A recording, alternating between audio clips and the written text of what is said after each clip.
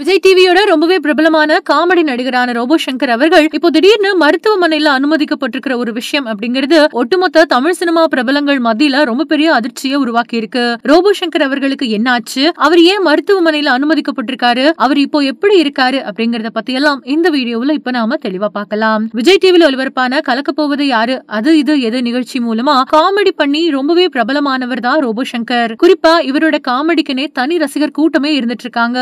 Robot Shankar அவர்கள் சின்ன திரையில மட்டும் இல்லாம தமிழ் சினிமாவில பல வெற்றி படங்கள்ல நல்ல காமெடி கதாபாத்திரங்களையும் நடிச்சிருக்காரு. இவருக்கு கடந்த சில மாதங்களுக்கு முன்னாடி மஞ்சள் காமாலை பாதிப்பு ஏற்பட்டு சிகிச்சை பெற்று நல்லபடியா வீடு திரும்பின நிலையில யாருமே எதிர்பார்க்காத வகையில மறுபடியும் அவருக்கு உடல்நிலையானது ரொம்பவே மோசமாகி இப்போ சென்னையில இருக்கக்கூடிய ஒரு தனியார் மருத்துவமனையில அனுமதிக்கப்பட்டிருக்கிறதா ஒரு அதிர்ச்சியான செய்தி ஒண்ணு இப்போ வெளியாகி இருக்கு. மேலும் இப்போ இந்த ஒரு செய்தியை கேள்விப்பட்ட ஒட்டுமொத்த தமிழ் சினிமா பிரபலங்களும் விஜய் டிவி பிரபலங்களும் மிகப்பெரிய அதிர்ச்சிக்கு உள்ளாயிருக்காங்க.